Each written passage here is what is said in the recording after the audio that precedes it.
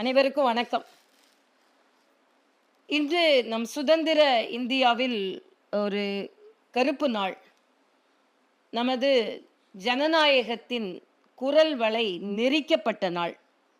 ஆம், முன்னாள் பிரதமர் இந்திரா காந்தி அவர்களால் அவசர நிலை பிரகடனப்படுத்தப்பட்ட நாள்.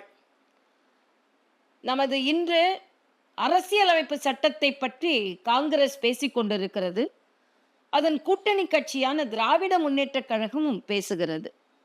இன்று பாராளுமன்றத்திற்கு வெளியே நமது அரசியலமைப்பு சட்ட புத்தகத்தை வைத்து இவர்கள் போராடுகிறார்கள் என்பதுதான் மிகப்பெரிய வேடிக்கை.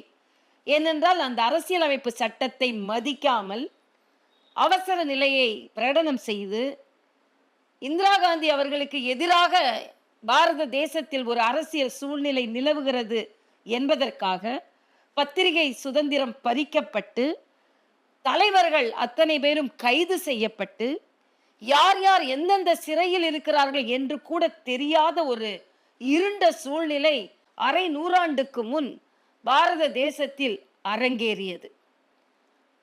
ஒரு நாட்டில் அவசர நிலை பிரகடனம் செய்கிறது என்றால், ஒரு நாடு அவசர நிலை பிரகடனம் செய்கிறது என்றால் ஜனநாயகம் அங்கே தோல்வி அடைந்திருக்கிறது என்பதைத்தான் காண்பிக்க முடியும். ஆக அப்படிப்பட்டவர்கள் இன்று மரியாதைக்குரிய பாரத பிரதமர் நரேந்திர மோடி அவர்களை பார்த்து இவர்கள் அரசியலமைப்பு சட்டத்தை மாற்றி விடுவார்கள் என்று சொல்கிறார்கள்.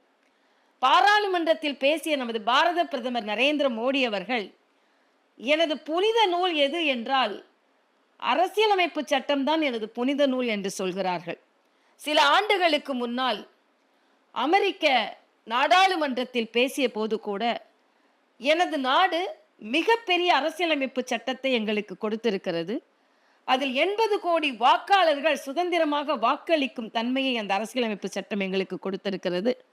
சுமார் 130 கோடி மக்களுக்கு பேச்சுரிமை, எழுத்துரிமை எல்லாம் கொடுக்கப்பட்டிருக்கிறது. சுதந்திரமாக அவர்கள் நடமாடும் உரிமையை இந்த அரசியலமைப்பு சட்டம் எங்களுக்கு கொடுத்திருக்கிறது என்று நமது அரசியலமைப்பு சட்டத்தை பற்றி வெளிநாடுகளில் சென்று அவர் பெருமையாக பேசுகிறார். ஆனால் இன்று அரசியலமைப்பு சட்டத்தை மாற்றி விடுவார்கள் என்று காங்கிரஸ் கூக்குரலிடுவதும் அதற்கு துணை போவதும் திராவிட முன்னேற்றக் கழகம். ஆனால் இதே திராவிட முன்னேற்றக் கழகம் இந்த அரசியலமைப்பு சட்டத்தை கிழித்து எரிந்து போராட்டம் நடத்தி இருக்கிறார்கள்.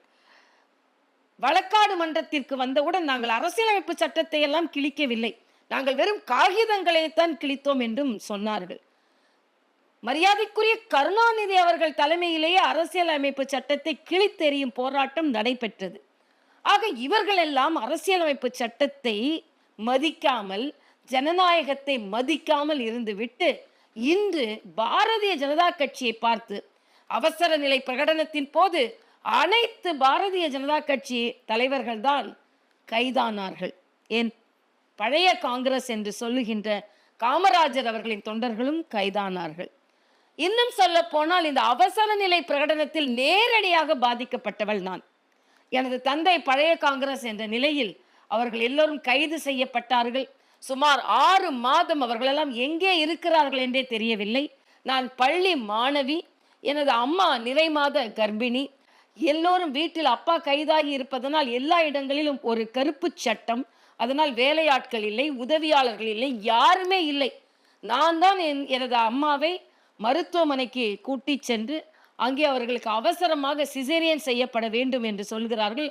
ஒரு பள்ளி மாணவியாக அந்த அவசர நிலை பிரகடனத்தின் போது அழுது கொண்டே நான் கையெழுத்திட்டு எனது அம்மாவிற்கு அறுவை சிகிச்சை நடக்கிறது.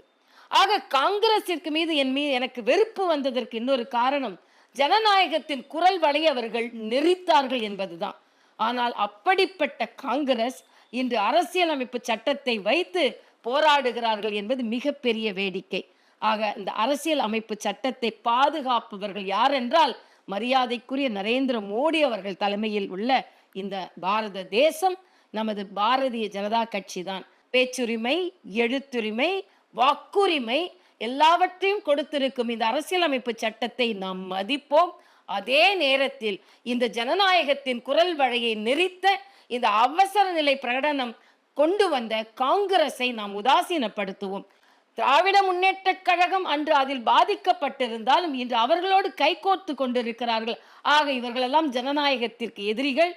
அவர்களை புறந்தள்ளுவோம். ஜனநாயகத்திற்கு பாதுகாவலர்களாக இருக்கின்ற பாரதிய ஜனதா கட்சியை போற்றுவோம். நன்றி, வணக்கம்.